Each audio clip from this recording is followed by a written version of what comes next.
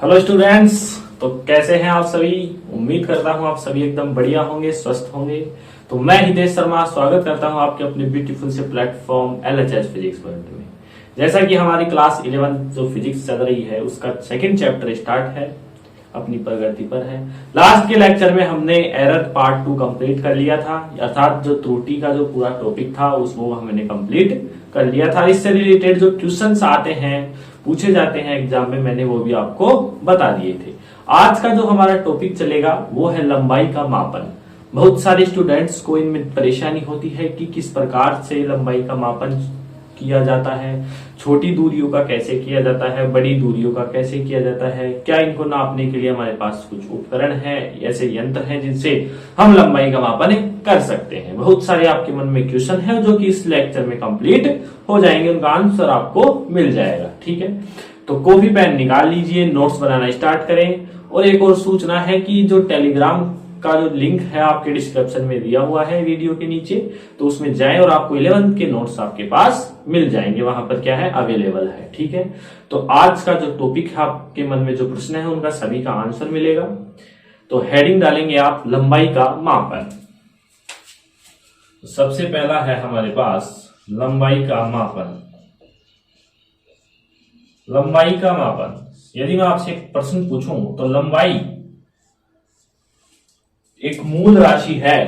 कैसी राशि है? मूल राशि, जिसका मात्रक क्या है? मीटर होता है। ठीक है, तो लंबाई का मापन हम दो विधियों से करते हैं, एक तो करते हैं प्रत्यक्ष विधि से और एक करते हैं अप्रत्यक्ष विधि से। अब आप पूछेंगे कि प्रत्यक्ष विधि क्या है, अप्रत्यक्ष विधि क्या है। पहला क्वेश्चन तो यही आता है कि लंबाई का मापन, मैंने बताया कि दो विधियां हैं, तो आपके मन में एक प्रश्न है कि दो विधियां हैं तो वो कौन कौन सी है। तो पहला है प्रत्यक्ष और दूसरा है अप्रत्यक्ष। अब प्रत्यक्ष विधि हमें क्या बोलती है कि प्रत्यक्ष विधि से तात्पर्य है कि हमारे पास डिस्टेंस निश्चित होगी, सूक्ष्म होगी, ज्यादा बड़ी नहीं होगी, और उसको नापने के लिए हमारे पास उपकरण होंगे, ऐसे यंत्र होंगे जिनसे हम आसानी से उनको नाप सकते हैं। ठीक है, तो ये तो रही प्रत्यक्ष विधि की बात। अब अप्रत्यक्ष विधि क्या कहती है? अप्रत्यक्ष विधि से तात्पर्य है बहुत बड़ी दूरियां, जैसे आप अर्थ से सन की दूरी नापेंगे, ठीक है, या अर्थ से मून की दूरी नापेंगे, तो बहुत बड़ी दूरियां हो गई जिनको हम अप्रत्यक्ष विधि से नापते हैं। अप्रत्यक्ष विधि में अब आप बोलेंगे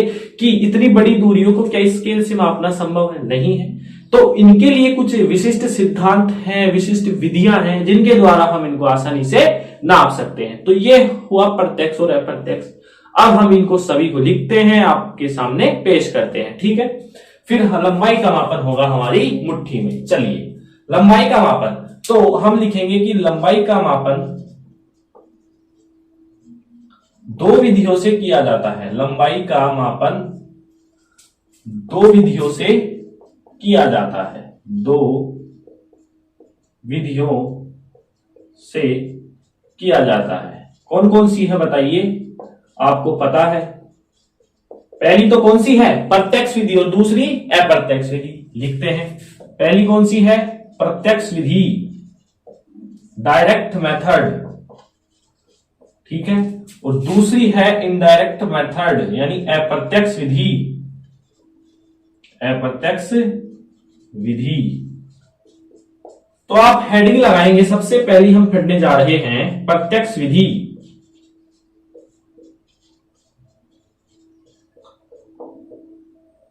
प्रत्यक्ष विधि। अब प्रत्यक्ष विधि में मैंने आपको ओवरव्यू दे दिया है, मतलब कि इसमें होगा क्या, हमारे पास बहुत सूक्ष्म दूरी होगी और निश्चित दूरी होगी कि आपको इतनी दूरी नापनी है तो कौन सा उपकरण लेंगे, इससे भी कम नापनी है कौन सा उपकरण लेंगे। ठीक है, समझ गए? मतलब इनकी जो डिस्टेंस है उनको नापने के लिए हमारे पास उपकरण मौजूद होंगे। तो ये है प्रत्यक्ष विधि जिसमें हमारे पास उपकरण मौजूद होते हैं, हम आसानी से नाप सकते हैं। ठीक है, तो हम डेफिनेशन लिखते हैं। इस विधि में यदि लंबाई का मापन आपके एग्जाम में आता है तो आप ऐसे एडजेक्टिव लिखेंगे जैसे मैं आपको लिखवा रहा हूं। तो क्या लिखेंगे इसमें प्रत्यक्ष विधि में? इस विधि में सूक्ष्म दूरियों का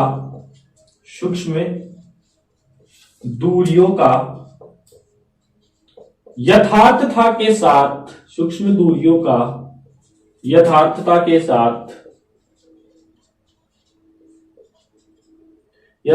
के साथ मापन करने के लिए, यथार्थता के साथ मापन करने के लिए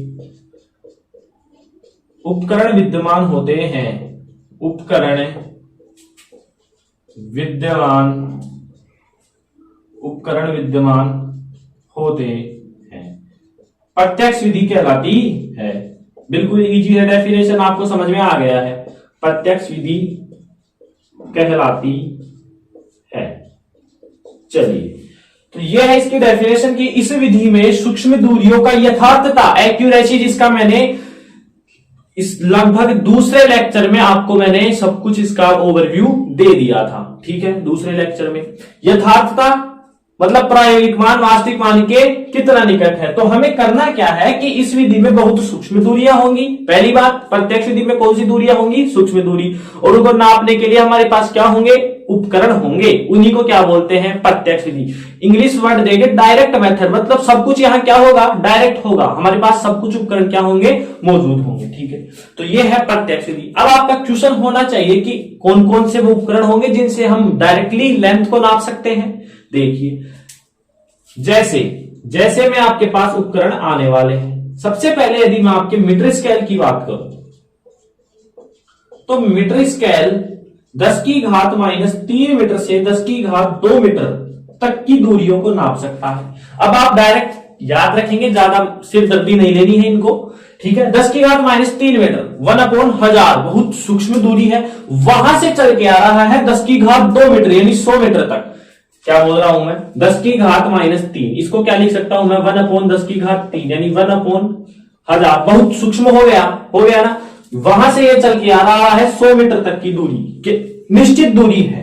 सूक्ष्म दूरियों का यथार्थता के साथ, निश्चित दूरी का यथार्थता के साथ मापन करता है कौन? बोलिए, मीटर स्केल। तो मीटर स्केल की रेंज कितनी है? 10 की घात -3 मीटर से 10 की घात 2 मीटर तक की जो दूरियां है उनका यथार्थता के साथ ये क्या कर लेता है? मापन कर लेता है। ये है मीटर स्केल, पहला उपकरण। दूसरे उपकरण की मैं यदि बात करूं, बिल्कुल आप इसको जानेंगे आप, वर्नियर कैलिपर्स। ये आपके प्रैक्टिकल है क्लास 11th में। वर्नियर कैलिपर्स, एक साइंटिस्ट हुए थे वर्नियर नामक के, उन्होंने अपना एक स्केल दिया, जैसे कि हमारा जो नॉर्मल स्केल आता है उसी प्रकार एक वर्नियर ने भी अपना एक स्केल दिया। ठीक है, उस स्केल की रेंज कितनी है? वह 10 की घात -4 मीटर तक की दूरियों को नाप सकता है। अब 10 की घात -4 मीटर आप अनुमान लगाएंगे, हम इसको लिखेंगे इस प्रकार से। अब मतलब एक में किसका भाग लग रहा है? 10,000 का भाग लग रहा है। समझ में आया? तो कितनी सूक्ष्म दूरी हो गई, आप अनुमान भी नहीं कर लगा सकते। तो इस सूक्ष्म दूरी को नापने के लिए, तभी तो मैंने ये वर्ड लिखा है सूक्ष्म दूरी, किसमें आएगा? प्रत्यक्ष विधि में। तो वर्नियर कैलिपर्स 10 की घात -4 मीटर तक की दूरी को माप सकता है। अब आप बोलेंगे हमारे को तो इससे सूक्ष्म भी मापना है मेरे पास, वो है स्क्रू गेज। ये दोनों जो अपने पास 11th क्लास में क्या है? प्रैक्टिकल है, वर्नियर कैलिपर्स और स्क्रू गेज की। ये स्क्रू गेज 10 की घात -5 मीटर तक की दूरी को मापता है। अब देखिए, एक में किसका भाग लगेगा? अब 1 लाख का भाग लगेगा। तो कितनी सूक्ष्म दूरी हो गई, आप कल्पना कर सकते हैं कि एक में 1 लाख का भाग लगेगा तो वो डिस्टेंस कितनी सी हो जाएगी। लेकिन हमारे पास इसका क्या है? उपकरण है। क्यों? क्योंकि हम कौन सी विधि पढ़ रहे हैं? प्रत्यक्ष विधि। प्रत्यक्ष विधि बोलती ही है कि बहुत सूक्ष्म दूरी को यथार्थता के साथ मापन करने के लिए हमारे पास उपकरण क्या है? मौजूद है। वो उपकरण से मैंने परिचय करा दिया है। 3 है। मीटर स्केल याद रखेंगे, डायरेक्ट 10 की घात -3 मीटर से 10 की घात 2 मीटर तक की दूरियों को। वर्नियर कैलिपर्स कितना? 10 की घात -4 मीटर। और स्क्रू गेज कितना है? 10 की घात -5 मीटर तक की दूरियों को माप सकता है। यह है आपकी डायरेक्ट मेथड, प्रत्यक्ष विधि। यहां तक आप नोट करें, यह आपको समझ में आ गया हो। चलिए, अब हम चलते हैं अप्रत्यक्ष विधि में। हमारा यह प्रत्यक्ष विधि पूरी होती है। यहां पर प्रत्यक्ष विधि में केवल आप याद रखेंगे कि इसके अंदर हम डायरेक्टली लेंथ को नापने के लिए हमारे पास क्या होते हैं? उपकरण मौजूद होते हैं। और ये 3 उपकरण आपके पास हैं। इनसे आप किसी भी लेंथ को, सूक्ष्म से सूक्ष्म लेंथ को एक्यूरेसी के साथ नाप सकते हैं। ठीक है, क्लियर है? चलिए, अब हम पढ़ने जा रहे हैं अप्रत्यक्ष विधि।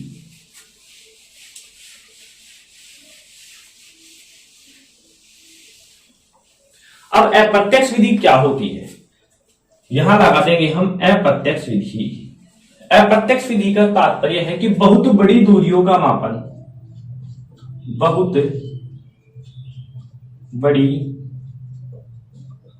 दूरियों व बहुत अल्प दूरियों का मापन, बहुत अल्प दूरियों का मापन।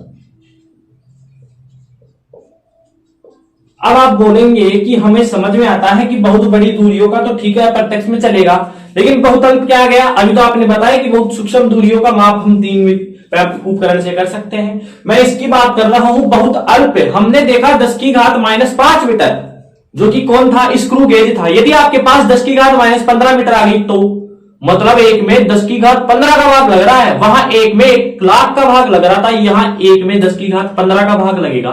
तो आप किससे निकालेंगे? उसके लिए कोई आपके पास उपकरण नहीं होगा। रेंज इनकी याद रखना आपको जरूरी है। मीटर स्केल की 10⁻³ से 10⁻² मीटर, वर्नियर कैलिपर्स की 10⁻⁴ मीटर और 10⁻⁵ मीटर स्क्रू गेज। यदि इसके अंदर अंदर आपकी कोई लेंथ आ जाती है, उसको आप नाप सकते हैं, तो प्रत्यक्ष विधि होगी। यदि इसके बाहर चली जाती है, एक 10⁻⁻15 मीटर को नापना है आपको, तो वो अप्रत्यक्ष विधि में आएगा। इनके अलावा हमारे पास कोई उपकरण नहीं है। तो समझ में आया होगा आपको दोनों डिस्टेंस, दोनों में डिफरेंट। बहुत बड़ी दूरियां व बहुत अल्प दूरियों का मापन जिन सिद्धांतों, अब प्रत्यक्ष विधि में कोई उपकरण नहीं रहेगा हमारे पास, ठीक है। इनमें कुछ सिद्धांत लगेंगे, कुछ विधियां लगेंगी। बहुत बड़ी दूरियों व बहुत अल्प दूरियों का मापन जिन सिद्धांतों या विधियों के द्वारा किया जाता है, जिन सिद्धांतों या विधियों के द्वारा किया जाता है, जिन सिद्धांतों या विधियों के द्वारा किया जाता है, उसे क्या कहते हैं? बोलिए। अप्रत्यक्ष विधि कहते हैं। अप्रत्यक्ष विधि कहते हैं। ठीक है स्टूडेंट्स, तो आपको बिल्कुल ये चीज बिल्कुल इजी लग रही होगी। प्रत्यक्ष विधि में मैंने और अप्रत्यक्ष विधि में आपको अंतर समझ में आ रहा होगा। मतलब प्रत्यक्ष में उपकरण तो होंगे, लेकिन वो निश्चित दूरी के लिए होंगे। जैसे ही उनकी रेंज से बाहर यदि दूरी जाती है, तो वो अप्रत्यक्ष में आ जाएंगे, उनके लिए कोई उपकरण नहीं है। उनके लिए फिर कोई सिद्धांत लागू होगा, फिर उनके लिए फिजिक्स का कोई ऐसा सिद्धांत या विधि होगी जिनसे आसानी से अपनी मुट्ठी में आ जाएंगे। तो घबराना नहीं है, ठीक है। तो ये हुई अप्रत्यक्ष विधि की बात। अब आप बोलेंगे कि ऐसी कौन सी विधि है जिसमें हम इतनी अल्प दूरी को भी माप सकते हैं और इतनी बड़ी दूरी को भी माप सकते हैं? है मेरे पास, चलिए। फिजिक्स बोलती है सब पॉसिबल है, कोई भी कुछ भी इम्पॉसिबल नहीं है। तो एग्जाम्पल है हमारे पास, सॉरी एग्जाम्पल नहीं है, विधि का जो नाम है वो है लंबन विधि। वो क्या है? लंबन विधि। अब इसको आप याद रख लेंगे, एग्जाम में डायरेक्ट पूछा जाता है लंबन विधि क्या है, तो आप यहां से लिखेंगे आंसर अप्रत्यक्ष विधि। बहुत बड़ी दूरियां और बहुत ही अल्प दूरियों को जिन विधियों से नापा जाता है, वो तो कहलाता है अप्रत्यक्ष विधि। और इसमें कौन सी आ जाएगी? लंबन विधि। तो लंबन विधि के द्वारा हम अर्थ से सन, अर्थ से मून और इसके अलावा जिनमें भी खगोलीय पिंडों की दूरियां हैं बड़ी बड़ी, उनको आसानी से नाप सकते हैं। और बहुत ही सूक्ष्म दूरी को भी हम आसानी से नाप सकते हैं। तो ये है आपकी लंबन विधि। अब हम लंबन विधि की चर्चा करते हैं, यहां तक आप नोट करें। चलिए अब मैं इसको रफ कर देता हूं। अब हमारे पास हेडिंग डालेंगे आप लंबन विधि। आपको जो इसके नोट्स हैं वो टेलीग्राम पर मिलेंगे, डोंट वेरी, सब कुछ लिखा हुआ है, ठीक है। तो लंबन विधि देखते हैं हम। हेडिंग डालेंगे आप लंबन विधि।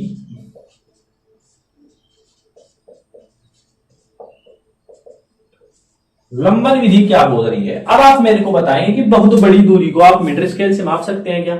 नहीं माप सकते। और बहुत सूक्ष्म दूरी को भी आप वर्नियर कैलिपर्स या स्क्रू गेज से माप सकते हैं क्या? नहीं माप सकते। उनकी भी रेंज फिक्स है, 10⁻⁴ मीटर होगी तो स्क्रू गेज, सॉरी वर्नियर बोलेगा मैं नाप सकता हूं। 10⁻⁵ मीटर तक होगी तो स्क्रू गेज बोलेगा मैं भी नाप सकता हूं। लेकिन 10⁻⁻15 आ गई, सब फेल है, वहां आती है हमारी लंबन विधि, ठीक है। और बड़ी दूरियों को भी लंबन विधि से नाप सकते हैं। तो लंबन विधि है क्या, देखेंगे आप। लंबन विधि का मतलब है कि हम, मेरे पास एक मार्कर है, आप घर पर जरूर प्रैक्टिकल करें, आपको आसानी से समझ में आ जाएगा। आप अपना पेन ले लीजिए, मैं मेरा मार्कर ले रहा हूं, ठीक है। मार्कर को मैं कुछ इस प्रकार से दीवार पे लगा रहा हूं। दीवार पे लगा नहीं रहा, इसका जो बैकग्राउंड है वो दीवार है, ठीक है। मैं अपनी जो राइट आई है इसको मैं बंद कर रहा हूं, ठीक है, और अपनी लेफ्ट आई से इसको देखता हूं। तो लेफ्ट आई से जब मैं देखता हूं और वो जिस स्थिति पर होता है वहां हम एक बिंदु नोट कर लेंगे। ठीक है, समझ में आ गया। फिर मैं इसी लेफ्ट आई को बंद करके इसी मार्कर को अपनी राइट आई से देखता हूं, तो ये जो मार्कर है अपनी पहली पोजीशन से कुछ आगे जा चुका है, मतलब पहली पोजीशन के सापेक्ष इसकी स्थिति में परिवर्तन हो रहा है। इसी घटना को क्या बोलते हैं, लंबन कहते हैं। जैसे समझ में आ गया। पहले क्या करना है, आपको पेन लेना है, उसको बैकग्राउंड एक बिल्कुल साफ होना चाहिए, मतलब एक वॉल हो सकती है। उसको जब हम अपनी राइट आई को बंद करेंगे, राइट आई को बंद ही करना है, लेफ्ट आई से देखेंगे तो बिंदु आप नोट कर लेंगे। फिर अपन लेफ्ट आई को बंद करके राइट आई से देखेंगे तो हम पाएंगे कि जो पहला बिंदु है उसके सापेक्ष दूसरे बिंदु की स्थिति परिवर्तन हो रही है। ठीक है, जैसे हम बोर्ड पर करते हैं, देखिए मेरे पास ये मार्कर है, जब मैं अपनी लेफ्ट आई बंद करके राइट आई को देखता हूं तो मेरे पास यहां आ रहा है पॉइंट, मतलब मार्कर की पोजीशन को मैं दे देता हूं ए बिंदु। समझ में आ गया। जब मैं अपनी राइट आई को बंद करके इसी मार्कर को लेफ्ट आई से देखता हूं तो मेरे पास यह चला गया यहां पर। मतलब हम बोलेंगे क्या कि बिंदु ए के सापेक्ष बिंदु बी की स्थिति में परिवर्तन हो रहा है, परिवर्तन होते हुए प्रतीत हो रहा है। समझ में आया। प्रतीत ही होगा, एक्चुअल में मेरा मार्कर है वो एक ही पोजीशन में है, आपका पेन एक ही पोजीशन में है, इसको बिल्कुल नहीं छेड़ना है। हमने केवल क्या किया है, एक आंख को बंद करके दूसरी से देखा है, दूसरी आंख को बंद करके पहली से देखा है। समझ में आ गया। ये मार्कर तो एक्यूरेट है, बिल्कुल एक पोजीशन पर हिला है कि नहीं हिला, लेकिन उसकी स्थिति में परिवर्तन हो रहा है, ऐसा प्रतीत हमें हो रहा है। मैंने बता दिया। यहां पर जब मैंने एक आंख को बंद करके दूसरी से देखा तो इसकी पोजीशन मार्कर की यहां पर थी, जब दूसरी आंख को बंद कर पहली से देखा तो ये यहां पर पहुंच गया है। मतलब हम इसकी डेफिनेशन क्या दे सकते हैं अब लंबन विधि की, कि प्रथम स्थिति के सापेक्ष, ये प्रथम स्थिति मार्कर की, ये सेकंड स्थिति, तो फर्स्ट स्थिति के सापेक्ष सेकंड स्थिति में परिवर्तन होना ही क्या कहलाता है, लंबन कहलाता है। देखिए हम लिख देंगे प्रथम स्थिति के सापेक्ष, प्रथम स्थिति के सापेक्ष, प्रथम स्थिति के सापेक्ष द्वितीय स्थिति में परिवर्तन होते हुए प्रतीत होता है, परिवर्तन होते हुए प्रतीत होना ही, प्रतीत होना ही लंबन कहलाता है। आप चाहें तो आप अभी भी ये प्रैक्टिकल कर सकते हैं, तुरंत आपको सब अंतर समझ में आ जाएगा। बस करना यह है कि आपको अपना पेन लेना है, एक वॉल के आगे रखना है, वॉल पर नहीं चिपका देना, इस पेन को एयर में रखना है ऐसे। ठीक है, जैसे ही आप अपनी लेफ्ट आई को बंद करें मेरे साथ साथ और राइट आई से देखें और उस बिंदु को क्या कर लेंगे, नोट कर लेंगे। फिर आप मार्कर को वहीं रखना है, फिर आप राइट आई को बंद करके लेफ्ट आई से देखेंगे।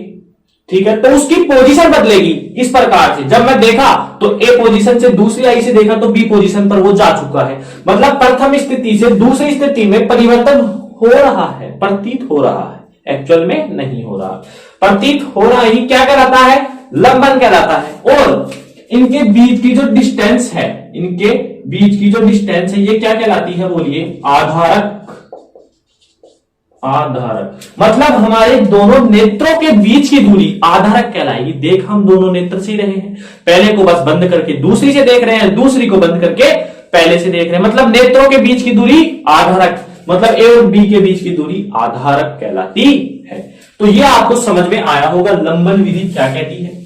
ठीक है, लंबन विधि क्या बोल रही है कि प्रथम स्थिति के सापेक्ष, मैंने बता दिया, द्वितीय स्थिति में परिवर्तन होते हुए प्रतीत होना ही लंबन कहलाता है। जैसे इसका एग्जांपल मैं बता दिया कि हम एक पेंसिल लेंगे, पेंसिल को ये एग्जांपल आप लिख लेंगे और आप इसका जो ये नोट्स हैं वो टेलीग्राम में दिए हुए हैं, आप वहां से ले सकते हैं। क्या है एग्जांपल कि आप एक पेंसिल लेंगे, उसको हम दीवार के आगे रखेंगे, एयर में, हवा में रखेंगे। जैसे ही हम हमारी राइट आई को बंद करके लेफ्ट आई से देखते हैं तो उसकी पोजीशन हम नोट कर लेते हैं। मान लीजिए उसकी पोजीशन क्या है, ए है, उस पेंसिल की पोजीशन ए है। फिर हम अपनी राइट आई को तो ओपन रखेंगे, लेफ्ट आई को बंद करके उसकी पोजीशन कितनी हो जाती है, बोलिए, बी हो जाती है। मतलब उसकी स्थिति में परिवर्तन होना ही क्या हो गया, लंबन हो गया।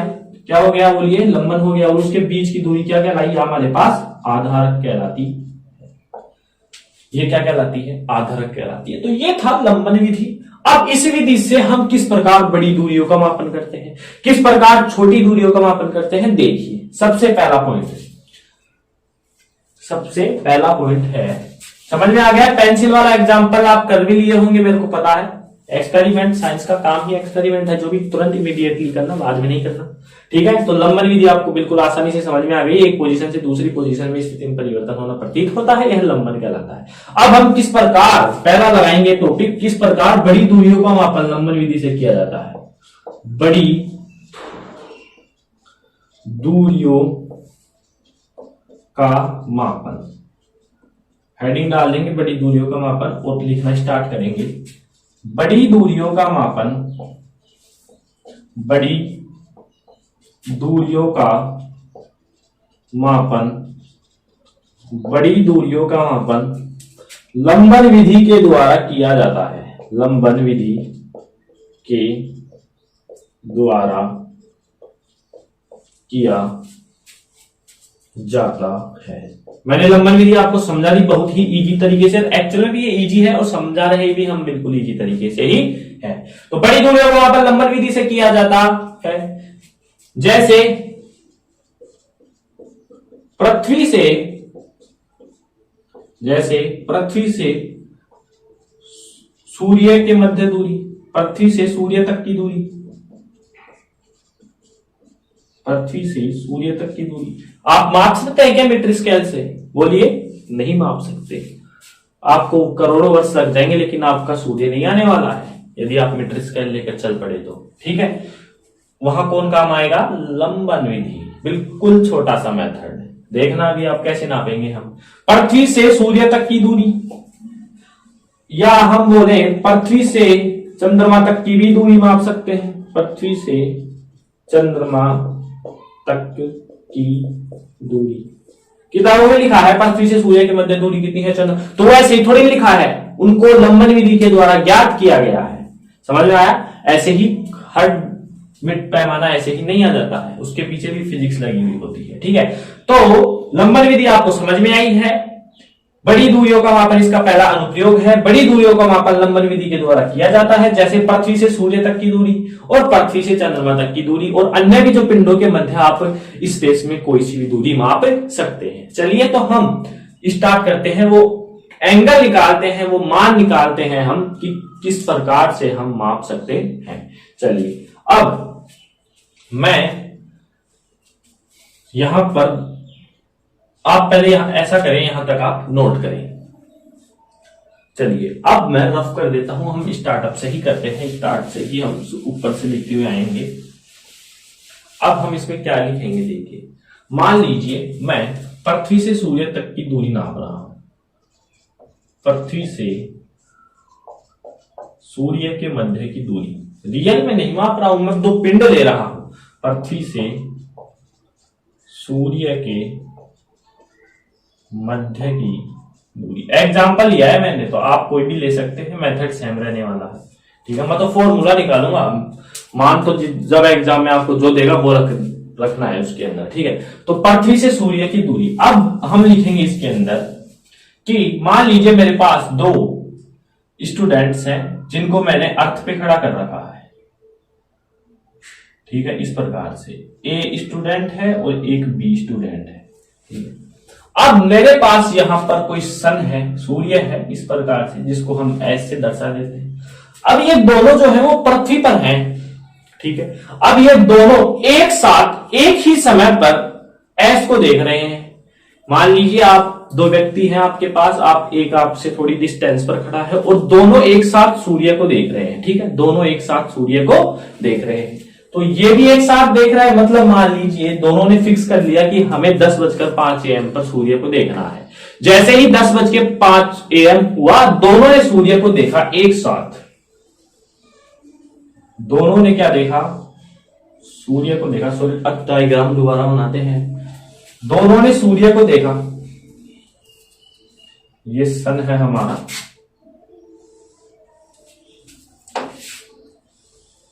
इस प्रकार से, ठीक है। समझ में आ गया? ए स्टूडेंट है, बी स्टूडेंट है, दोनों ने टाइम फिक्स कर लिया 10:05 AM, पर हमें सूर्य को देखना है। जैसे ही 10-5 हुए, इन्होंने दोनों को सूर्य से देखा। अब इन्होंने माना कि ये जो डिस्टेंस है, मान लीजिए कैपिटल डी है, जो हमें क्या करनी है, फाइंड करनी है। कैपिटल डी हमें क्या करनी है, फाइंड करनी है। ये तो दूरी फाइंड करनी है हमें। और ये जो है, ये मान लीजिए बी है, बी दूरी है। एक तरह से देखा जाए तो ये क्या हो गया, बोलिए, आधारक। क्या हो गया, आधारक हो गया। समझ में आया? इसकी स्थिति में कुछ बीच में दूरी है, लंबन विधि, ठीक है। तो ये हो गया आपका आधारक, इसलिए मैंने इसको बी से दर्शा दिया। और ये जो एंगल है हमारे पास, ये जो बना है वो है थीटा। अब इस थीटा को क्या बोलते हैं, लंबन कोण। लंबन कोण, कोण ASB क्या है, बोलिए, लंबन कोण है। तो ये आपका डायग्राम बन चुका है। ए और बी को स्टूडेंट थे, फिक्स टाइम पर सूर्य को देखा, तो इस प्रकार से हमारे पास डायग्राम की क्या हो गई, रचना हो गई, ठीक है। अब हमें क्या निकालना है, डी निकालना है, दूरी निकालनी है सूर्य से पृथ्वी के मध्य की। यदि अब देखिए ये पृथ्वी पर खड़े हैं, अब आपको मैंने पूरक मात्रक बताए थे, जिसमें पहला था प्लेन एंगल। पहला कौन सा था, प्लेन एंगल। यदि यहां आप कुछ देखेंगे तो कुछ प्लेन सा बन रहा है, दो लाइनों के मध्य कुछ कोण बन रहा है, ठीक है। और जो भी न्यून कोण बन रहा है, वहां पर भी कौन सा कोण था, न्यून कोण था। दो प्लेन के मध्य कुछ कोण बन रहा है। वहां पर हमारे पास कुछ इस प्रकार से था, याद दिला देता हूं मैं, ठीक है। और ये आर्क था, ये क्या था, आर्क था। यदि बी, अब मैं देखिए, if be less than capital D, ये कंडीशन बिल्कुल राइट है। कैसे राइट है, देखो बी तो क्या है, दो स्टूडेंट के बीच की दूरी है। वो चाहे से आप 1 किलोमीटर मान लीजिए, 2 किलोमीटर मान लीजिए, लेकिन कैपिटल डी क्या है, पृथ्वी से सूर्य के मध्य की दूरी, जो कि बहुत बड़ी है, उसके सापेक्ष तो ये बहुत छोटी है। तो मैं ये भी लिख सकता हूं बी अपॉन का डी छोटा है 1 से, मतलब ये तो लगभग नगण्य हो चुका है। तो जब ये नगण्य हुआ ना, तो ये एक तरह से हमारे पास आर्क है, चाप है। हम इस अर्थ को यदि इस प्रकार से मनाएं, देखिए ये अर्थ हो गई ना, ये अर्थ, ये दोनों अर्थ पर ही तो है। तो मतलब ये एक तरह से क्या है, आर्क है। लेकिन B is less than D है, और मैंने बता दिया क्यों है। तो ये बिल्कुल सूक्ष्म मान लिया, इसको बिल्कुल नगण्य मान लिया है। तो ये जो AB है वो आर्क की भांति नहीं, एक सीधी रेखा में भांति परिवर्तित हो जाएगा। मतलब AB क्या हो जाएगी, एक सरल रेखा हो जाएगी। क्या हो जाएगी, सरल रेखा। समझ में आया? एक आर्क था AB, पृथ्वी पर दो व्यक्ति खड़े हैं, और ये जो B है ये बहुत कम है D से, वो मैंने कारण बता दिया। तो ये किसकी भांति व्यवहार करने लग जाएगा, बोलिए, ये एक सीधी रेखा की भांति व्यवहार करने लग जाएगा। तो अब हम यहां से निकाल सकते हैं, कोण बराबर होता है हमारे पास, कोण कितना है, थीटा, चाप अपॉन त्रिज्या। तो चाप कौन सा था यहां पर, AB था, तो theta is equal to AB कितना है, B, त्रिज्या कितना है, D। यहां से मैं D की वैल्यू निकालूं तो मेरे पास आ जाएगा B अपॉन थीटा। इस सूत्र से हम सूर्य से पृथ्वी, या पृथ्वी से सूर्य, पृथ्वी से चंद्रमा आदि के मध्य की दूरी निकाल सकते हैं, जहां थीटा हमारे पास क्या आएगा, रेडियन में आएगा। बिल्कुल ये पूरक मात्रक की भांति व्यवहार करता है। और यहां बी क्या है, दो स्थितियों के मध्य की दूरी है, अर्थ से दो स्थितियों के मध्य दूरी, कहां से, पृथ्वी से। और डी क्या है, दो खगोलीय पिंडों के मध्य की दूरी, या आप सीधा लिखेंगे पृथ्वी या सूर्य के मध्य की दूरी, पृथ्वी व सूर्य के मध्य की दूरी। अब आप पृथ्वी चंद्रमा की माप रहे हैं तो पृथ्वी व चंद्रमा की माप लेंगे। मैंने यहां से आपको डायरेक्टली बताया पृथ्वी से सूर्य के मध्य की दूरी कैसे मापी। मैंने पृथ्वी पर दो स्टूडेंट्स रखे, ए और बी, वो फिक्स टाइम पर उन्होंने सूर्य को देखा, इस प्रकार से सूर्य को देखा। तो ये इन्होंने डिस्टेंस बाय कैपिटल डी, जिसका इनको मान ज्ञात करना है, ये एक आधारक की भांति व्यवहार करेगा। अब इनके मध्य जो कोण बना है वो लंबन कोण होगा। क्या होगा, लंबन कोण। कोण ASB यहाँ क्या है, लंबन कोण है। अब मुझे इनका मान ज्ञात करना है। तो AB एक आर्क है, क्या है, एक आर्क है। तो एक सीधी रेखा की भांति कब काम करेगा, जब, क्योंकि हमें पता है कि इन दोनों के मध्य की दूरी तो सूर्य और पृथ्वी की दूरी की बहुत ही कम है। तो ये बिल्कुल एक के बिल्कुल नगण्य हो जाएगा। इसका हमने डायरेक्ट फॉर्मूला लगाया कोण बराबर चाप कोण त्रिज्या, इससे हम कैपिटल डी की वैल्यू ज्ञात कर सकते हैं। तो ये तो हो गई पृथ्वी और सूर्य के मध्य की दूरी। कुछ इंपोर्टेंट बातें यही है इसमें कि कोण एस भी क्या है, लंबन कोण है, ए बी क्या है, यहाँ पर आधारक है। और इस प्रकार से इंपोर्टेंट फॉर्मूला आपके पास आ गया। इसका पूरा जो डिटेल है वो आपके नोट्सों में है, पूरी डिटेल मैंने आपको बता दी है। यदि आप लिखना चाहते हैं तो मैं बोल भी रहा हूं साथ साथ, और इनके नोट्स आपको 11th क्लास की जो टेलीग्राम है उसमें आपको मिल जाएंगे। ठीक है, तो यहां तक आप नोट करें। चलिए अब हम, ये तो रही बात किन्हीं भी दो पिंडों के मध्य की दूरी, जैसे हमने सूर्य पृथ्वी की निकाली, इसी प्रकार हम पृथ्वी और चंद्रमा की निकाल सकते हैं। अब हम बात करेंगे ग्रह का कोणीय व्यास की। किसकी बात करेंगे, ग्रह का कोणीय व्यास। देखिए हेडिंग डालते हैं हम, ग्रह का कोणीय व्यास। ग्रह का कोणीय व्यास एनसीईआरटी में बिल्कुल थोड़ी लैंग्वेज हार्ड है, आपको इसके इजी लैंग्वेज में नोट्स टेलीग्राम पर मिलेंगे, आप वहां से ले सकते हैं। डिस्क्रिप्शन में वीडियो का लिंक है, LHS फिजिक्स पॉइंट के नाम से चैनल है, आप जाइए वहां से आप डाउनलोड करें। ठीक है, अब देखिए हमने एक बार मैं रिकैप करता हूं अभी तक क्या क्या पढ़ लिया। हमने सबसे पहले देखा लंबाई का मापन चल रहा है जिसमें दो विधियां हैं, प्रत्यक्ष अप्रत्यक्ष। प्रत्यक्ष में क्या है, उपकरण है हमारे पास बहुत सूक्ष्म दूरियों के, metre scale, screw gauge, vernier. अप्रत्यक्ष में क्या है, सूक्ष्म दूरियां भी हैं बहुत और बहुत बड़ी दूरियां भी हैं, जिनका मापन हम लंबन विधि से करते हैं। लंबन विधि मैंने पेंसिल वाला एग्जांपल दे दिया है, मतलब प्रथम स्थिति से द्वितीय स्थिति के सापेक्ष जो परिवर्तन होता है हमें प्रतीत होता है, वो लंबन विधि कहलाती है। बड़ी दूरियों का मापन भी हमने कर लिया है, डी डिस्टेंस निकाल ली है, डी। ठीक है, डी बराबर होता है कितना, डी अपॉन थीटा। समझ में आ गया, तो ये फॉर्मूला हमने डेराइव कर लिया। अब मैं बात कर रहा हूं ग्रह का कोणीय व्यास। ग्रह का कोणीय व्यास, कोई भी ग्रह है मान लीजिए हमारे पास, उसका हमें कोणीय व्यास मतलब उसका व्यास ज्ञात करना है। मान लीजिए मेरे पास एक ग्रह है, ये वाला क्या है, मेरे पास एक ग्रह है। क्या है ये, ग्रह है। मेरे को इसका व्यास ज्ञात करना है, ये वाला व्यास मान लीजिए ए बी है और इसकी डिस्टेंस है स्मॉल बी। मेरे को ये फाइंड करनी है। कुछ कुछ वही डायग्राम बन गया जो पिछला वाला था। पिछले वाले में ए बी नीचे था और वो दो स्टूडेंट थे, वहां से एक साथ उस सन को देख रहे थे। अब मेरे को कोई ग्रह, ये मान लीजिए स्पेस में कोई ग्रह है, ठीक है, वहां पर मेरे को इसकी अर्थ से बैठे बैठे, मतलब मैं पृथ्वी से बैठा हूं और मेरे को इस ग्रह का व्यास चाहिए। क्या चाहिए, इसका व्यास चाहिए, और मैं यहां पर हूं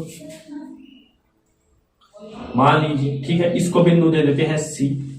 मेरे को यहां बैठे बैठे इस ग्रह की क्या चाहिए, व्यास चाहिए। कैसे निकालेंगे, देखिए यहां को मैं, यदि यह ग्रह कि इनको मिला दूं,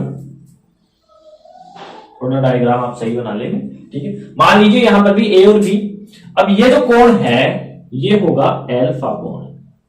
एल्फा क्यों होगा, व्यास के दोनों सिरों से अंतरित कोण क्या कहलाता है, यहां एल्फा। व्यास के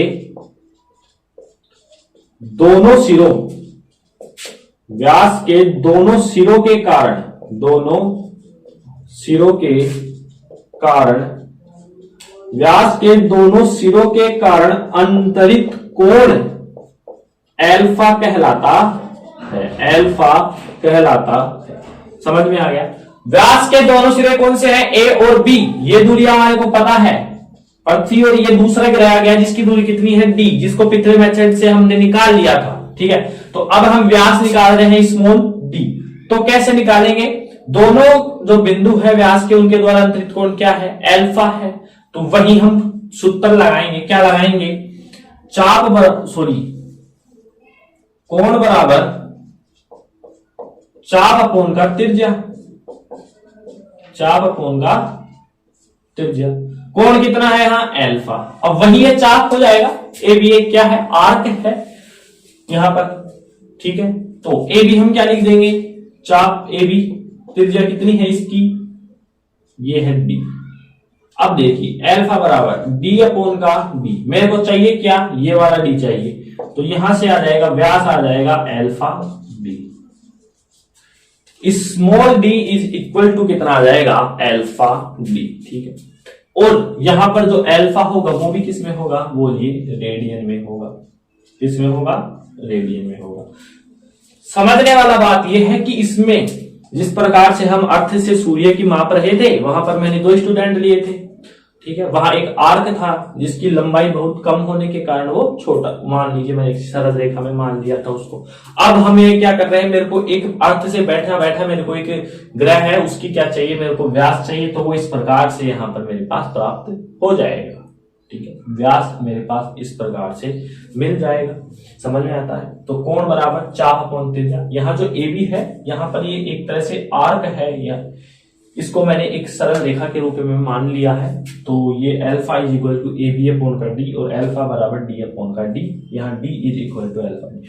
तो ये है लंबन विधि में बड़ी दूरियों को मापने के 2 अनुप्रयोग। पहला तो कौन सा है, सूर्य या पृथ्वी की मान लीजिए, पृथ्वी या चंद्रमा की मान लीजिए ये दूरी आसानी से समझ में आया। 2 स्टूडेंटों का उदाहरण लेंगे, एक साथ देखेंगे सन को और सीधा लगाएंगे कोण बराबर चाप कोण त्रिज्या। यहां पर भी यदि व्यास चाहिए तो अर्थ पर हम बैठेंगे यहां पर, और ये सीधा सीधा क्या हो जाएगा, हमारे पास सूत्र आ जाएगा कोण बराबर चाप कोण त्रिज्या, कोण बराबर चाप कोण त्रिज्या। अब देखिए, अभी आपको डाउट है, मेरे को पता है कि ए बी पिछले वाले में समझ में आ गया, वो दोनों अर्थ पर थे इस प्रकार से, तो वो एक आर्क था इस प्रकार से, तो वो एक डिस्टेंस कम होने के कारण क्या हो गया, वो सीधी रेखा हो गई। यहां पर देखिए में अर्थ है, अर्थ का ये क्या है, रेडियस है। यदि मैं इस रेडियस के सापेक्ष एक पूरा अर्थ निकालूं तो ये इस प्रकार से नीचे तक जाएगा हमारा, तो ये भी एक आर्क है, समझ में आ गया ना।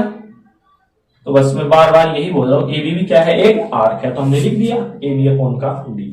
तो ये इसके 2 अनुप्रयोग है, बिल्कुल इजी तरीके से मैं आपको बता रहा हूं, यहां तक आप नोट करें। तो बड़ी दूरियों का मापन हो चुका है, अब हम चल रहे हैं सूक्ष्म दूरियों का मापन, जो कि एक ही हमारे पास क्या है, अनुप्रयोग उसका ओलिक एसिड का। सूक्ष्म दूरियों का मापन, बहुत सूक्ष्म दूरियों का मापन, बहुत सूक्ष्म दूरियों का मापन, बहुत सूक्ष्म दूरियों का मापन में पहला है ओलिक एसिड, यानी ओलिक अम्ल, ओलिक अम्ल, ठीक है। यहां तक आप हेडिंग डालें। तो बहुत सूक्ष्म दूरियों के मापन में हमारे पास क्या है, ओलिक अम्ल। पहले मैं स्टेटमेंट से आपको समझाता हूं हम करने वाले क्या है। देखो, ओलिक एसिड की मैं 1 बूंद ले रहा हूं, क्या ले रहा हूं, 1 बूंद ले रहा हूं, जिसका आयतन 1 सेंटीमीटर क्यूब है, ठीक है। मेरे पास मान लीजिए ये कोई ड्रॉप है, इस प्रकार की कोई ड्रॉप है, ठीक है। यहां पर एक छोटा सा छेद है, ये ड्रॉप है, और इसके अंदर क्या है, ओलिक एसिड है, क्या है, ओलिक एसिड है। यहां से मेरे पास इस प्रकार से बूंदे गिर रही हैं, ठीक है, क्या गिर रही हैं, बूंदे गिर रही हैं। प्रत्येक बूंद का जो आयतन है वो है 1 सेंटीमीटर क्यूब, इसका भी क्या है, 1 सेंटीमीटर क्यूब, इसका भी क्या है, 1 सेंटीमीटर क्यूब, इसका भी क्या है, ठीक है। समझना बात को, मैं एक ओलिक एसिड की क्या लिखेंगे हम, स्टेटमेंट पूरा लिखाऊंगा मैं इसका। ओलिक एसिड की एक बूंद लेते हैं जिसका आयतन 1 सेंटीमीटर क्यूब है, ठीक है। यहां लिखते हुए भी चलते हैं हम, या हम इस डायग्राम को साइड में बना लेंगे और स्टेटमेंट भी तुरंत लिखते हुए चलते हैं। ओलिक एसिड की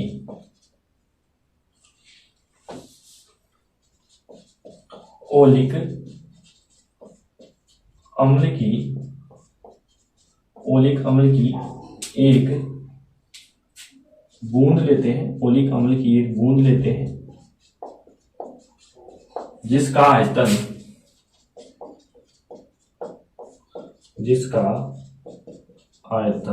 1 सेंटीमीटर क्यूब।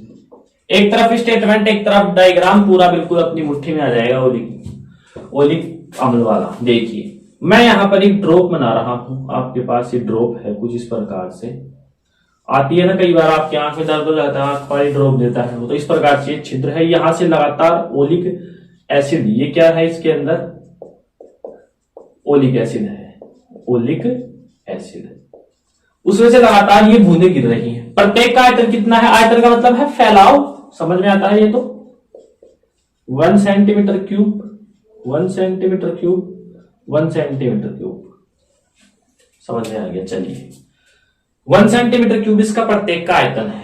अब ये जो बूंदे हैं, मान लीजिए यहां से मैंने 1 बूंद ले ली, क्या ले ली, 1 बूंद ले ली, और मैं एल्कोहल में डाल रहा हूं, ये मेरे पास मान लीजिए कोई बीकर है, इस प्रकार से क्या है मेरे पास, बीकर है, ये बीकर है, इसमें क्या भरा है, एल्कोहल। इसमें जब मैंने ये ड्रॉप डाली इस प्रकार से, जिसका आयतन कितना है 1 सेंटीमीटर क्यूब, किसकी है ये ड्रॉप, ओलिक एसिड की, एक बूंद डाली एल्कोहल में, तो मेरे पास 20 सेंटीमीटर क्यूब का क्या बन गया, एक सॉल्यूशन बन गया। सॉल्यूशन का मतलब क्या है, विलियन बन गया। भाई ये एल्कोहल था ओनली, अब एक बूंद जब मैं डालूंगा इसके अंदर तो ये तो पूरी घुल जाएगी एक बूंद, तो जिसका आयतन 1 सेंटीमीटर क्यूब है, ठीक है। तो ये सॉल्यूशन की मात्रा टोटल कितनी हो जाएगी हमारे पास, 20 सेंटीमीटर क्यूब, जिसमें ओलिक जो एसिड है इसकी जो बूंद है इसका भाग कितना है, 1/20 सेंटीमीटर क्यूब। समझने का प्रयास करेंगे, यहां से ओलिक एसिड की लगातार बूंदें गिर रही हैं जिनका आयतन 1 सेंटीमीटर क्यूब है। मैंने एल्कोहल में एक बूंद डाला, ठीक है, तो मेरे पास 20 सेंटीमीटर क्यूब का एक सॉल्यूशन बना, ठीक है। चलिए अब 20 सेंटीमीटर क्यूब में यदि आपको पूछे कि आपने जो ओलिक एसिड डाली उसका मात्रा कितनी है, तो 1/20 हो जाएगा। बिल्कुल आसानी से हम समझ सकते हैं 1/20, क्योंकि मान लीजिए जब ये एक बूंद डाला तभी तो 20 सेंटीमीटर क्यूब सॉल्यूशन हुआ, मतलब 19 तो क्या था, एल्कोहल था, एक क्या था, अपना क्या है, बूंद है, तो कितना हो जाएगा टोटल, 1/20 सेंटीमीटर क्यूब इस ओलिक एसिड का क्या हो गया, आयतन हो गया। अब ये सॉल्यूशन नंबर कितना है, पहला है। अब ये जो सॉल्यूशन बना है उसमें से मैं एक बूंद निकाल रहा हूं, फिर से ये एक ड्रॉप है जिसका आयतन कितना है, 1 सेंटीमीटर क्यूब, उसको वापस से मैं एल्कोहल में डाल रहा हूं और मेरे पास सॉल्यूशन कौन सा बन जाता है, विलियन कौन सा बन जाता है, सेकंड बन जाता है, जिसमें भी इसकी मात्रा कितनी होती है ओलिक एसिड की, 1/20 सेंटीमीटर क्यूब।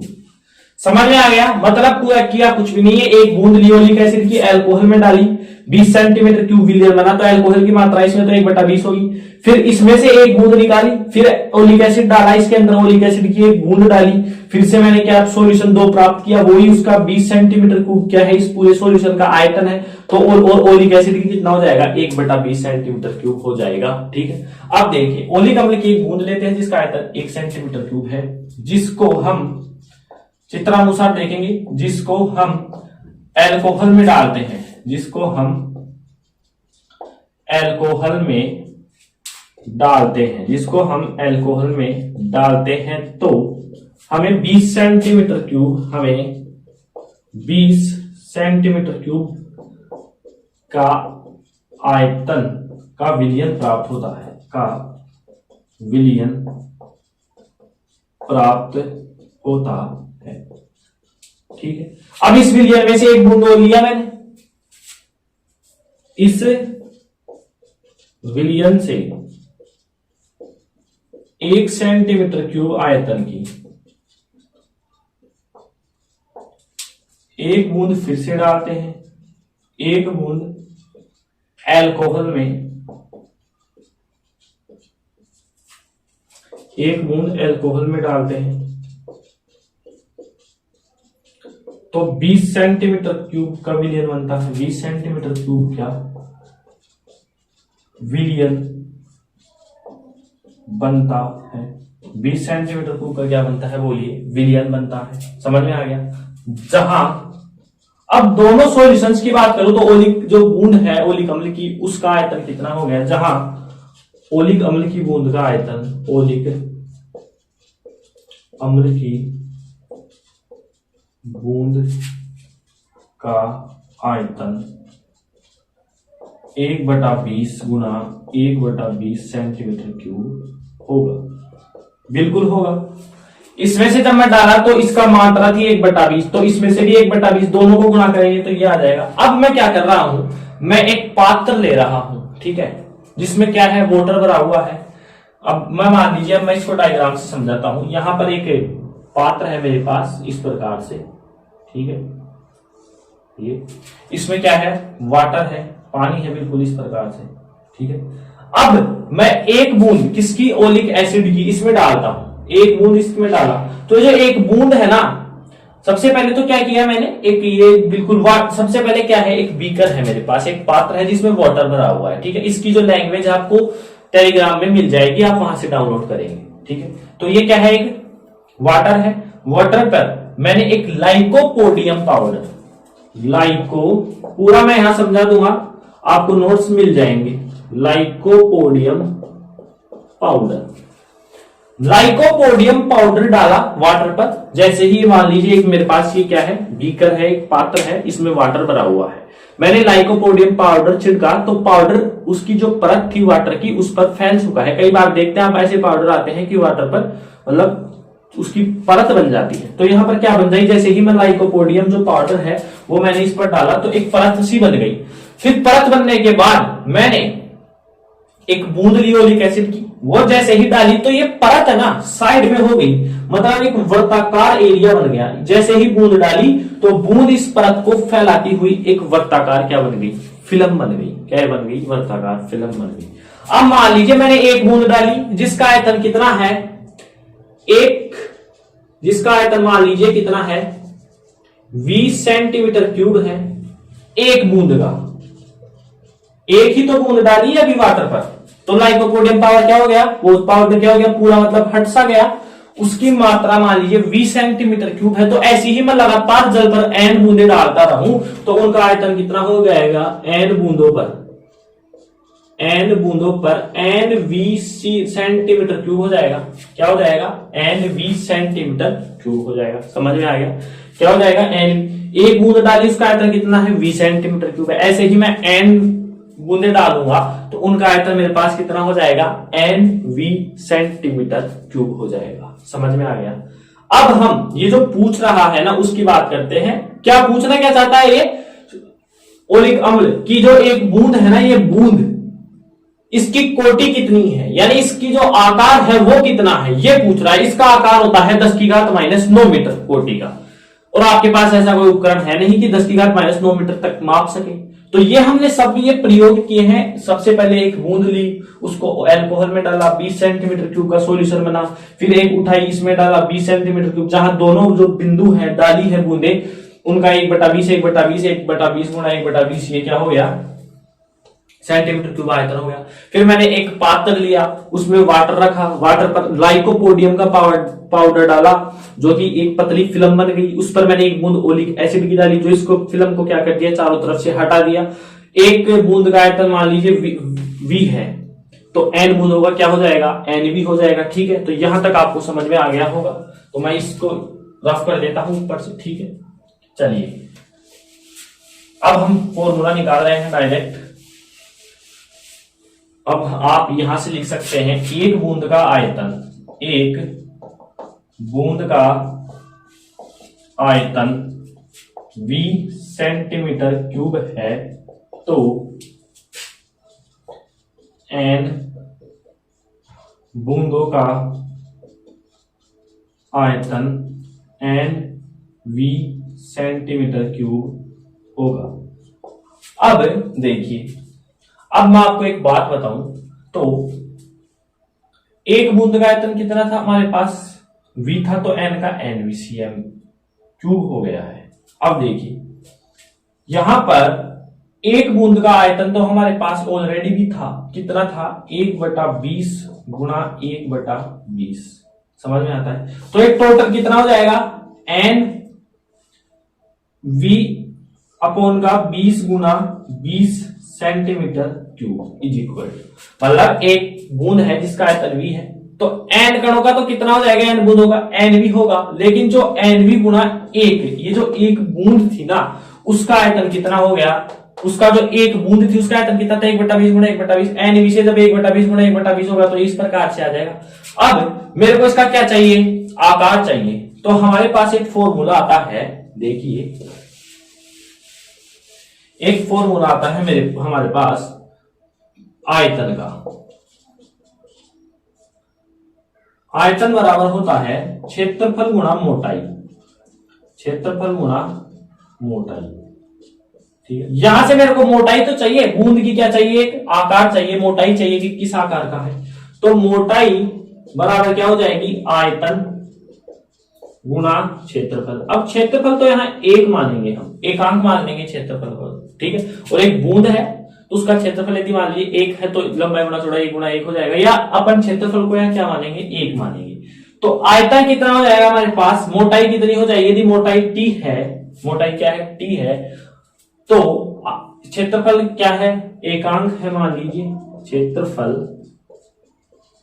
एकांक है, ठीक है। तो मोटाई, हमारे पास आयतन का फॉर्मूला था क्षेत्रफल गुना मोटाई, यहां से मोटाई में क्या मान लो, आयतन बटे क्षेत्रफल। क्षेत्रफल यदि एकांक है, क्षेत्रफल यदि एकांक है तो मोटाई टी मान लेते हैं मोटाई को। आयतन कितना है हमारे पास टोटल, एन वी अपॉन का 20 गुणा 20, और इसको सेंटीमीटर में, समय टी मोटाई है, यहाँ पर समय नहीं है, सॉरी, टी क्या है, मोटाई है, और मोटाई का यहां हम सेंटीमीटर क्या आ जाएगा, इसका मात्रक रखा जाएगा, जिसका मान होता है 10 की घात -9 मीटर। अब यहां से क्या होगा, 10 की घात, अब आपकी कंफ्यूजन न हो जाए कि यह मीटर कैसे आ गया। देखिए टी का फॉर्मूला निकाला है मैंने, एनवी अपॉन का 20 गुणा 20 सेंटीमीटर।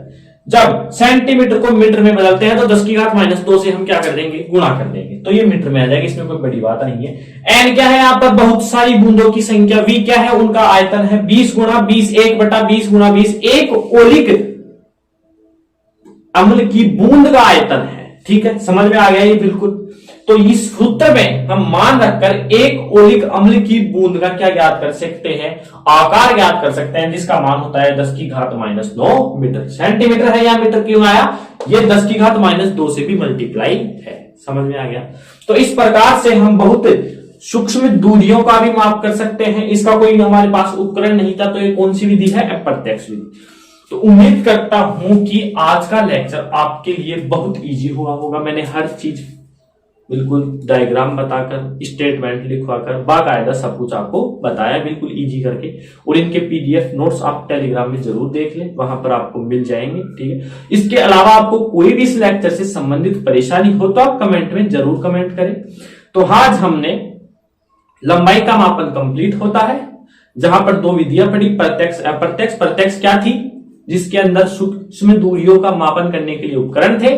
अप्रत्यक्ष में कोई उपकरण नहीं है। लंबन विधि थी, जिसके कारण अर्थ की सूर्य या अर्थ से चंद्रमा तक की दूरिया का सूत्र मैंने निकाल दिया है। यदि आपको पृथ्वी पर बैठे बैठे किसी भी ग्रह का क्या चाहिए, व्यास चाहिए, वो भी मैंने आपको बता दिया है। दो अनुप्रयोग थे, और बहुत सूक्ष्म दूरी की एक ओलिक अम्ल की बूंद का भी बता दिया है, ठीक है। तो आपको ये पूरा लेक्चर अच्छा लगा होगा, बढ़िया होगा, बिल्कुल इजी लग गया होगा, समझ में आ गया होगा, ठीक है। तो मिलते हैं एक अगले नए लेक्चर के साथ, नए टॉपिक के साथ। तब तक के लिए आप पढ़ाई करते रहें। All the very best.